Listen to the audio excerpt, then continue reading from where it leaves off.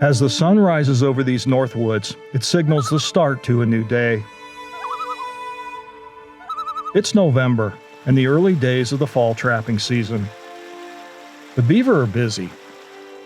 Foxes are on the move, and there's a chill in the air. A lone coyote howls, and the night predators retire to their haunts. The wilds of a rustic county, Maine, hold a storied history of French voyagers and trappers in search of silky wintertime pelts. I've traveled to these upper reaches of Maine in pursuit of the shy forest mustelids that call this northern wilderness home. My target is the marten, the fisher, and the weasel, three shy and rarely seen animals. This adventure is sort of a homecoming, as I've been away from the trapline for over 30 years, making a living with bow and arrow and video camera. I'm Tom Miranda, and I'm back on the trapline. There's no better way to learn trapping than spending time with trappers. And although I've done my fair share of running long lines for fur, on this trip to Maine, I've lined up some of the best Northwoods trappers. Meet Steve Lynn, a seasoned Pennsylvania trapper and deer hunter who operates a long line in the Maine Northwoods. Jeff Dunnar, affectionately known as the Beaver Man, for his 16,000 plus beaver numbers. Jerry Braley, a master Maine marten and fisher trapper. Paramount. Charlie Sykes, an expert trapper with vast northern Maine experience. They're just fun to trap. And Dan Wagner, Maine outfitter and Allagash guide. Big country.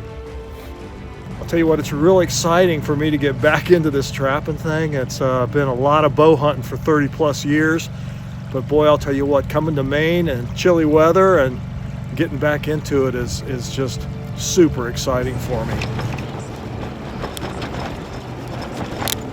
I was up at 4:30 this morning. I just can't wait.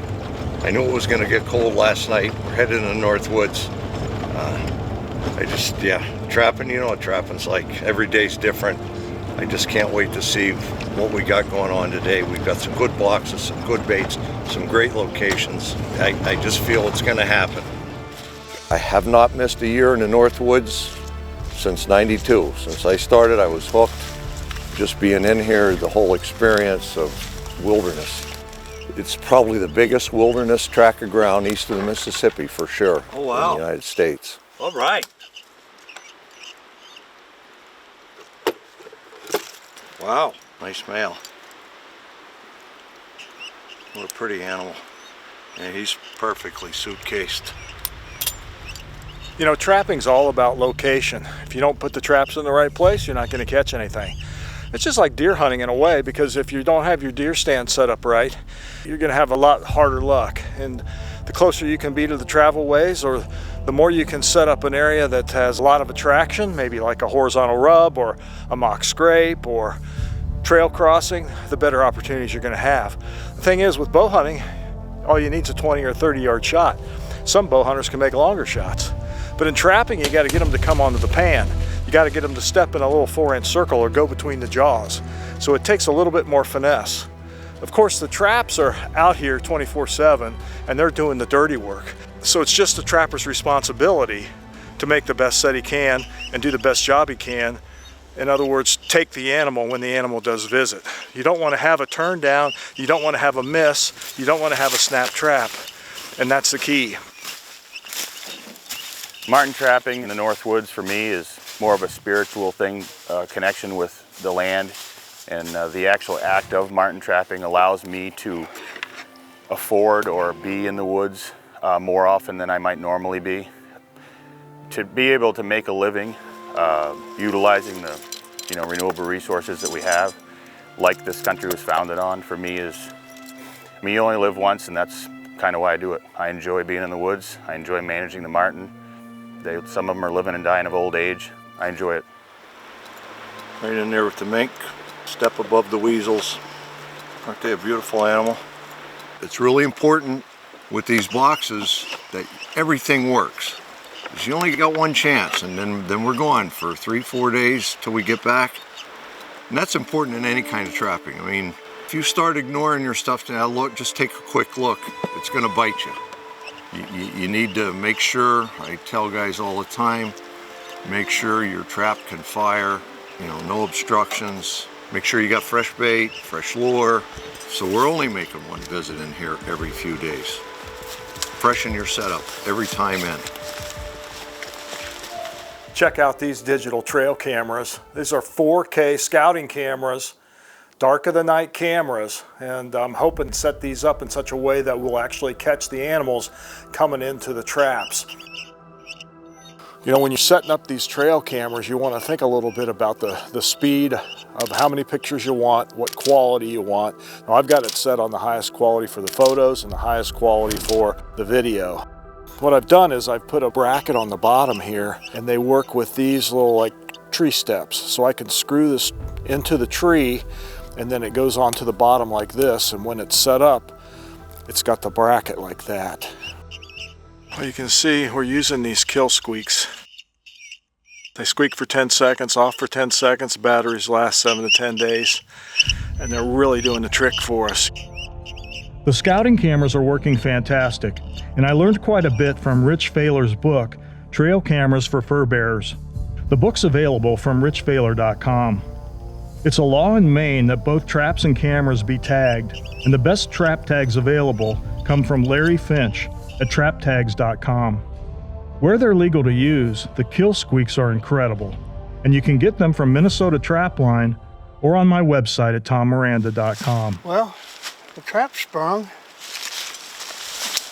Down here, I picked this spot here because we got a marsh and stuff, and we got a lot of low canopy here, a lot of cedars. It looks real good for fish or marten and stuff, so. A weasel, man, check it out. Wow. Cool. Check him out. Squeaker's still working. That squeaker worked good, man. That was awesome.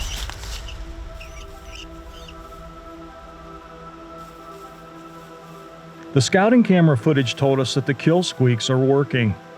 Nearly every animal caught on camera would go straight to the back of the box in search of the squeaker. After pinpointing the mouse distress sounds and verifying the strong odor of fresh meat, every tiny predator would locate the access hole in the front and enter the box.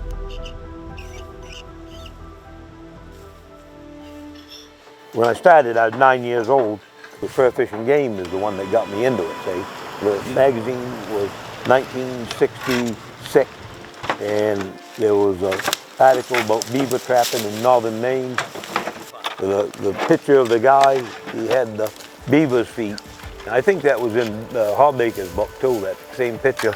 The pairs of beaver feet nailed on the camp, you know. He's holding 2 blanket beavers, you know. And I said, I want to do that. I don't know. Looks like a Marten to me. You see the water, this is the run. They've clear cut that side. They've clear cut this side. So the Marten is going to travel through here. But I'm on this side of the brook. That's the north and west. That's north that way, west is that way. It's going to push the lure over there. If the Marten is on that side, he's going to smell my lure. So basically that's one reason why I put it on this side of the run. So the Marten, each year they're different, of course. And this year there's not a lot of, you know, as everyone says, beech nuts. No mass crop, no beech nuts. The females, they eat on the maples, you know, the little helicopters, they eat on those too.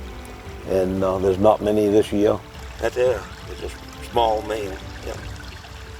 They're kind of on the bowls, and it's a good chance to get them to, when you're baiting with fresh beaver, they're going to eat meat. A 120 Victor is this trap. And what I like about the Victors is you don't have to struggle to reset them. So those wires are bent down. I don't know that it makes much difference really how the wires are in the box. And to get that trap to stay there, I've got one spring up, one down, and the trap is at an angle. Obviously it worked. And once they start tugging on that bait so close to that, they can't help but hit the springs. It's going to snug up the trap if I don't break the wire.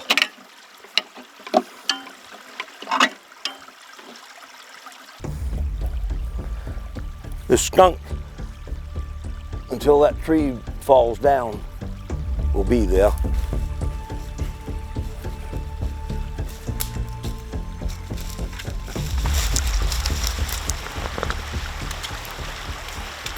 These are some of my favorite animals, not only because they're beautiful, but because they're just fun to trap.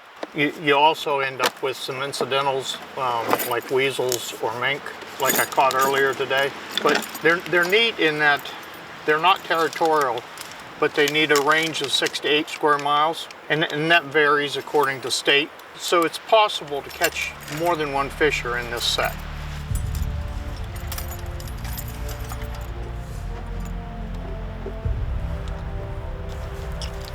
Good chunk, plenty of beaver meat, so that if a weasel shows up, he can't possibly eat everything in a night or two. And I want my trap fairly close to the bait. I find that's important. If the weasels come in, they hop over the trap. They get to pulling on that, they back into the trap. It just works. I think it's more effective. The fishers, they're big enough, it doesn't seem to matter really, but I want to keep that bait working till the fisher shows up. Since the Marten boxes were all made by individual trappers, each has come up with their own unique style. Some boxes access the trap from the top, some boxes fold in the middle, and yet others utilize an access door at the rear. The current Maine law states that the trap box must be built as an exclusion device to keep the protected Canadian lynx that live in these Northwoods from being caught. The law requires that the access hole be no more than 4 inches by 4 inches in size, or if using a round hole, 4 inches in diameter. The box should have an 18-inch regress, which means the distance from the inside of the access hole to the trap jaws must be a minimum of 18 inches. The box shown is built to be used with a 120 Conibear style trap, which makes these 120 boxes approximately 6 inches square on the inside measurement. The total length of the box is about 30 inches. In my opinion, the box that was the easiest to use was the one that was accessed from the rear. Oh, cool, man. Check it out. Wow. I'm so pumped. Man, it's my birthday today, November 6th. Oh, check this dude out, man. Golly, look at that fur. I've been waiting for this for a long time. Come to Maine and catch a marten. Man, I come up here from Texas and caught this beautiful marten. First check, man, down here in this hardwoods. Marten down. Thank you so much, Steve. You're a heck of a friend, man. I got something. I got something.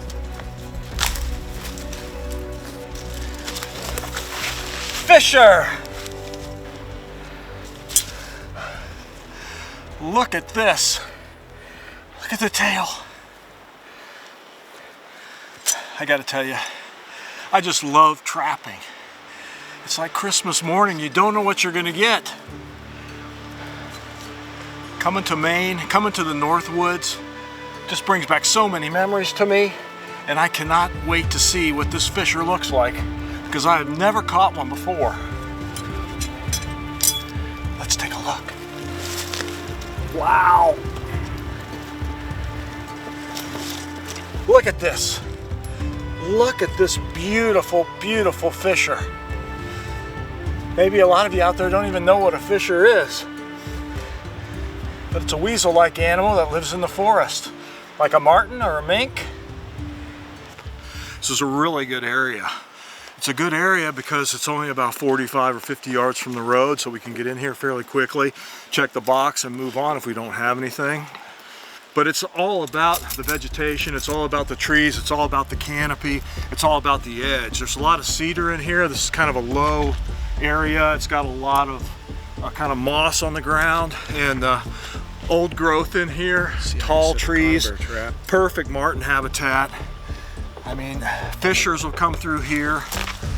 There's a lot of different animals that can approach. Okay, so I use this notebook and I use the GPS. These are my mileage on my trip odometer. This would be the description. We're on that road right now, so I call it I Wish I Had a Marten. And these are the waypoints on my GPS. This is the trap. I got a trap on the left and I got a trap on the right. And then when we make a catch, that there was a single catch. If I caught marten the next time, I'd have a mark here. But when I catch a double, we mark the 2 marks and we circle it. Simple, simple, simple. And when we set it on the 5th, had showers on the 5th when I was doing that. Today is the 8th, so in 3 days, here we are. We've caught on this run already 2, 3, and a weasel. Pretty good.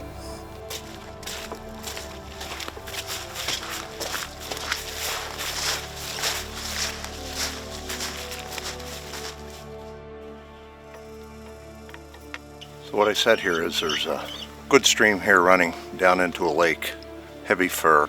I've got essentially everything here that I want. Obviously I'm not too far off the road, but I'm shielded from the road. Overhead cover, water, food supply is red squirrels and snowshoes.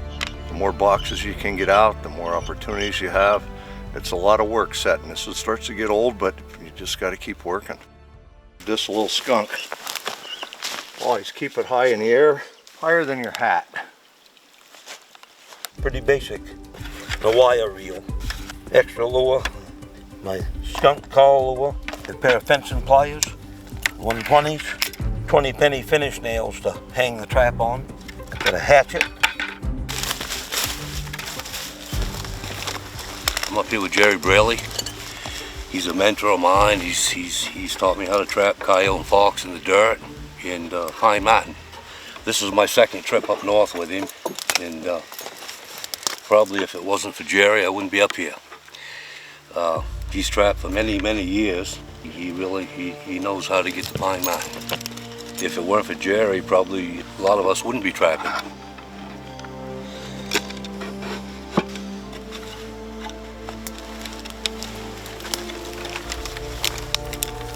Here we go. That is taking the cake.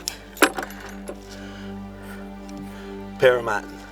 Nice. 1 run, 110, pair of marten. That's how you get to your limit pretty quick.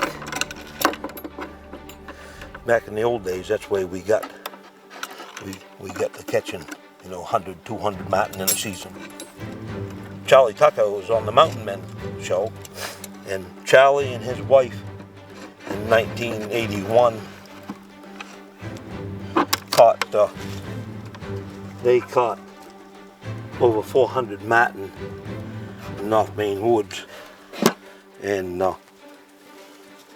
it's pretty, and they trapped in 30 days. Back then we had a season that was only 30 days long, the month of November, and to catch a 400 marten is really a remarkable number, here. Best I ever did, my cousin and I trapping weekends, was 168. If you smear it out, it evaporates off. Just break the glazing. Smells the skunk again. Yeah, everyone's different color. Yeah, they are, right? Every marten's got the orange in his throat. Yeah. Beautiful animal. Yeah. Beautiful pine marten. Yeah, perfect. Nice.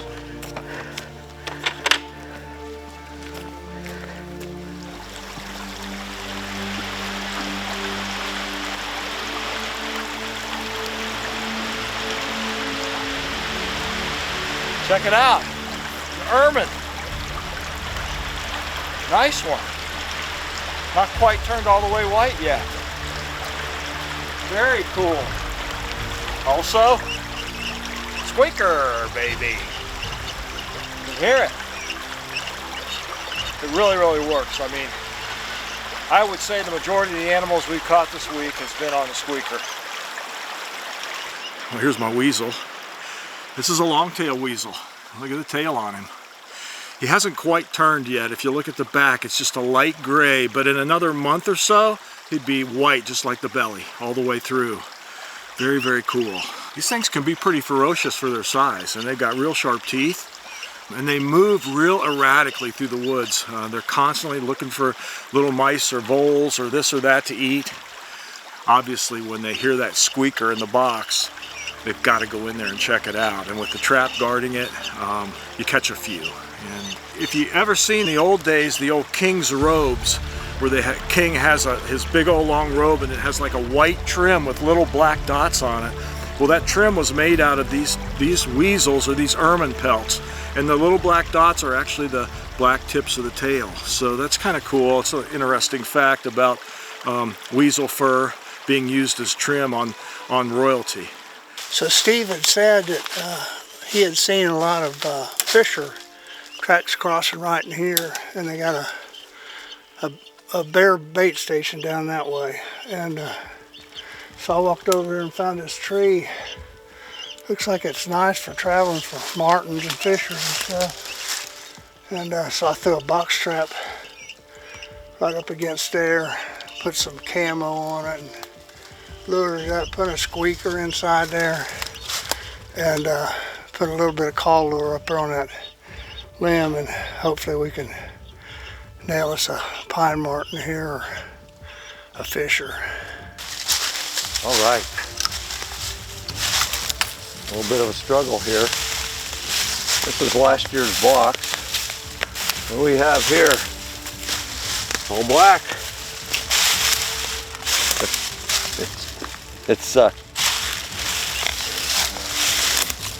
It's been compromised.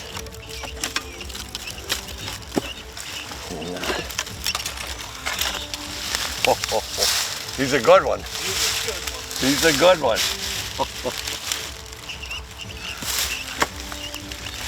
Wow. Wow.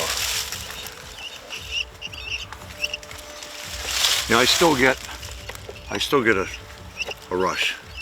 I've caught many fishers. Sort of like turkey hunting. You know, I get when they're bearing down on you, I get excited, and I have to admit, I get a little excited on these. Oh yeah, he's a male. The big ones can get in a box.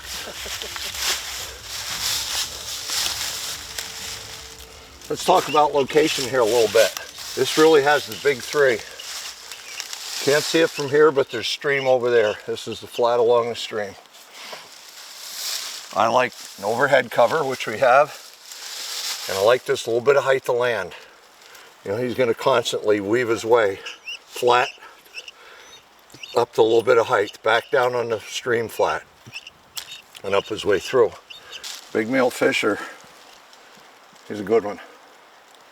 It's hard to catch it, as you saw there, getting him extracting. He broke the box. This thing activates every so often, and lasts up to 10 days. If you don't have any, you might want to think about getting some.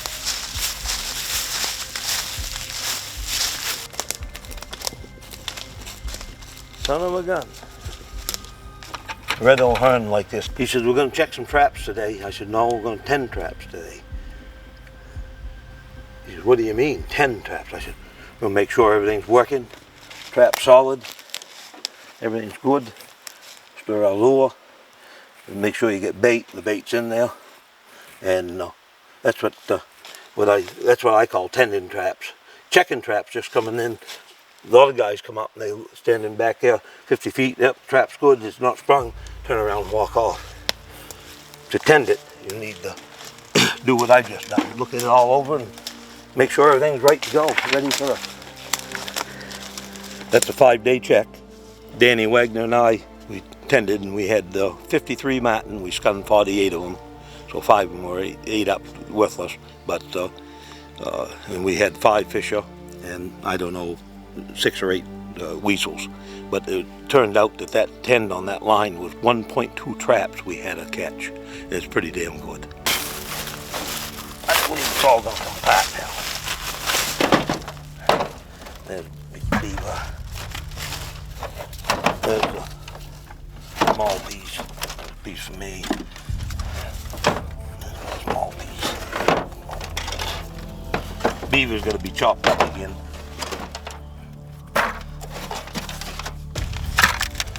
Bucket.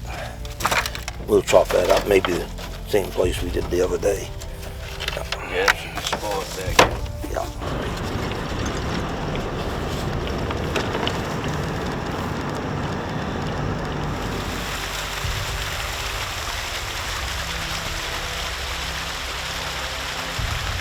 I think so.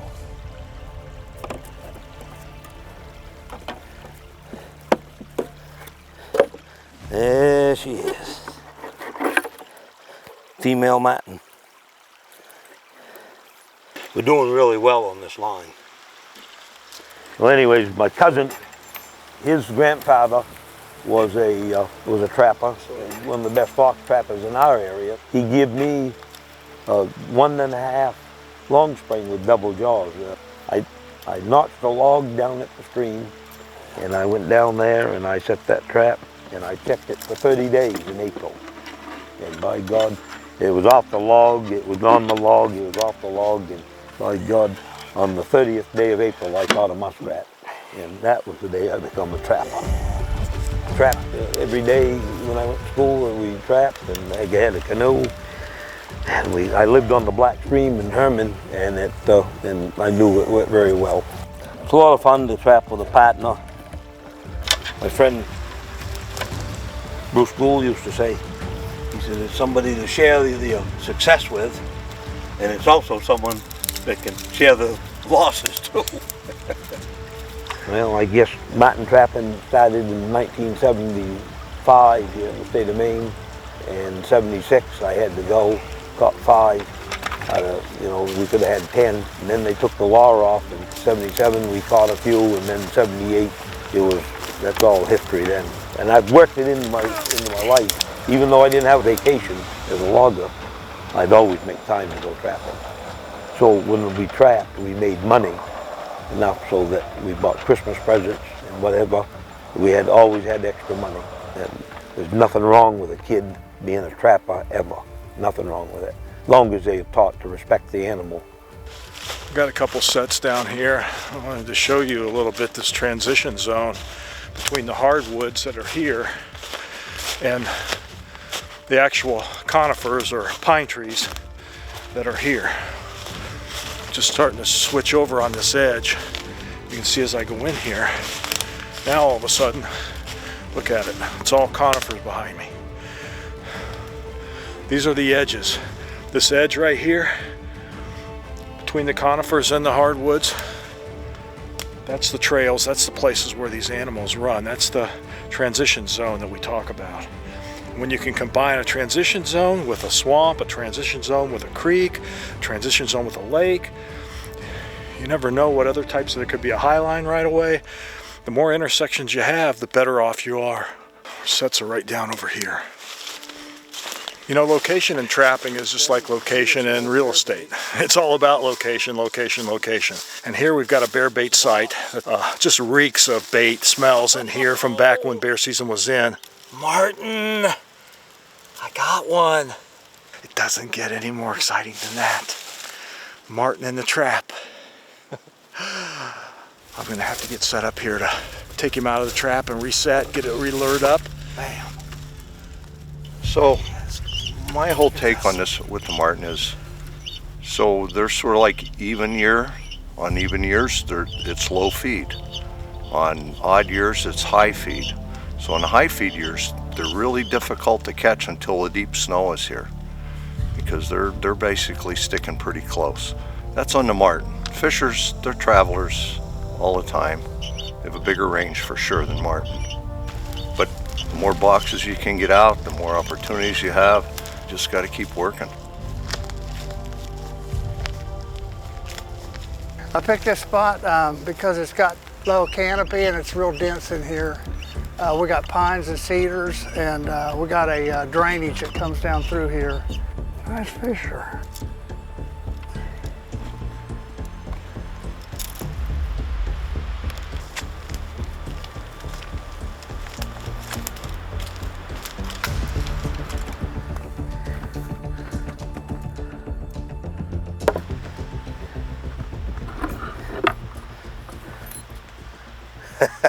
His last bite. Oh well. Ain't he a pretty one? Ain't he pretty? That's a pan, and it's what that wood is a cedar shingle. In the job that I got, I cut cedar shingles for shimming windows and whatnot, and I took the butt ends of them, cut them off, drilled 2 small holes through, bend the trigger one way or the other, and put the pan on.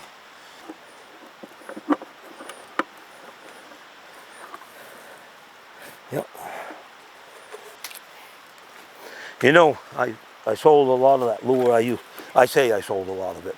I used to sell 6 to 10 cases of trapping season, and everybody used it, but nobody's trapping like they were.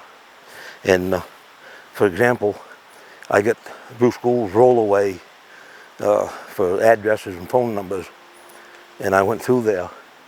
There's probably 100 people, not names and their numbers, and there's only probably 20 of them that are still alive. We're the old guys now. Those guys are gone. Match yesterday's catch anyways. Here we go.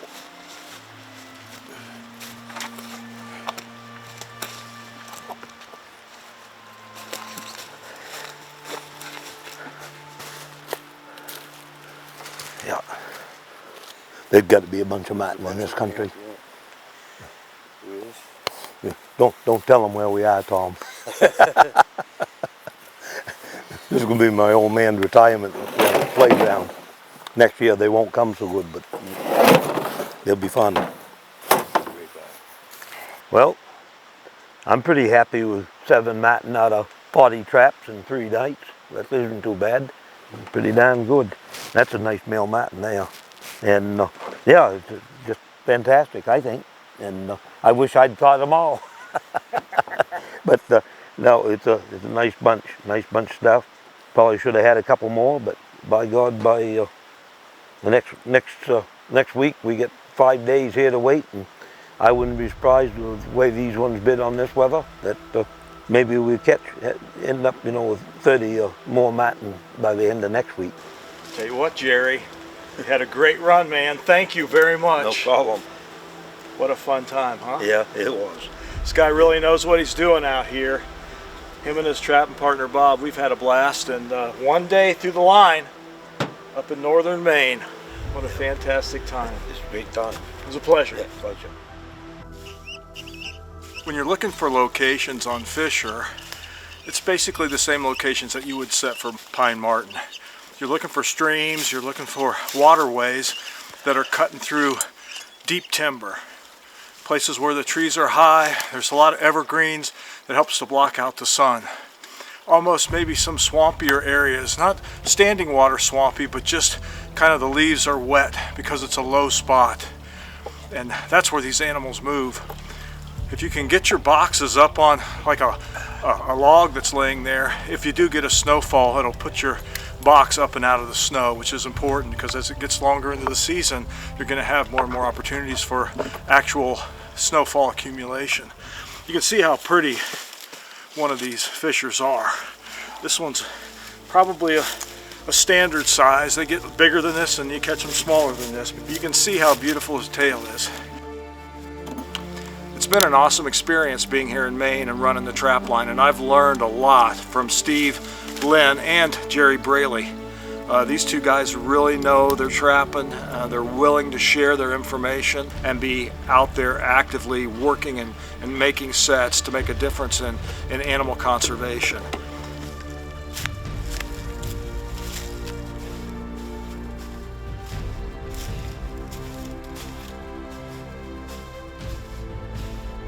Well, we got in a little late last night tending traps. We got 4 marten, 3 fisher, a little weasel, and of course this otter right here. So that's really a good check across the traps. 32 sets out plus the otter set to get this many animals. You know, trapping to me is the ultimate outdoor activity because you're interacting with the animals not only by getting out in the terrain and making the sets, but you've got to come back later and check the traps. And as you check the traps, this is where everything comes together. And then once you've got the animals, you've got to skin them now. So there's a lot of work to it. And you know, growing up as a trapper, the work ethic that was involved to be a trapper really helped me to be successful in every parts of business and every parts of my bow hunting, because that work ethic was there, that strong work ethic to get up every day, to get out there, to extend my line, to skin my catch, to do everything that I needed to do to be the best trapper I could be. You know, trappers are really conservationists to the first degree. When you're a trapper, you're out there doing things that not a lot of people know how to do, and you're doing things not a lot of people want to do. And that is control the animal populations for the habitat that exists for them. You know, these are all predator type animals. These animals, they kill game birds, they kill different types of other animals to eat. And so by managing these animals, by taking the surplus off, we're keeping the numbers for a healthy population of fisher and marten, otter, and other animals. This is something that's really, really good for the Maine Department of DNR or whatever state you trap or hunt in. A true conservationist is somebody that has wise use. You know, we have wise use of the natural resources. These animals aren't going to go to waste. The skins and pelts are going to be skinned and stretched and sold. Trapping is one of the few industries where you can actually make money at it. You're not going to sell your deer meat. You're not going to sell your deer horns or hide. In fact, in most states it's illegal. But as a trapper, you're allowed to trap these animals, and then you're allowed to skin them and sell the pelts. And that's really what fur trapping is all about. Now, there's a lot of people out there that do trapping for nuisance animals, and they do it as a job, where they may go to a Walmart and try to get birds out of the Walmart, or they may go to a person's house and try to get a skunk out of the attic or a raccoon from underneath the porch, or maybe beaver have plugged culverts where these animals need relocated or taken out altogether. So there's a lot of different types of trapping that's out there that's available. We're going to skin this catch this morning before we go back out on another line that we've set out. You have to understand, when you're trapping in the wilderness of Maine, there's not a marten under every rock. There's not a fisher everywhere. So you've got to cover a lot of country. And these animals, you know, they will refuse the boxes. They won't come in. You know, I really enjoy trapping. I really enjoy every aspect of it, from scouting, from setting, to checking and tending the traps, to actually skinning the catch, selling the furs. It's a full cycle sort of a thing. It's a passion. A true trapper is going to trap no matter what the price is, no matter if the martens are worth $20 or $120. A trapper is going to trap because of the passion of doing it. And the passion is what makes trapping really special for me. I've said it a few times on this trip that every day is like Christmas when you're running traps. You just don't know what you're going to get. You know, are we going to get a weasel in the box? Are we going to get a marten or a fisher? So it's that kind of excitement that makes trapping not only fun, but it's rewarding because it's definitely hard work.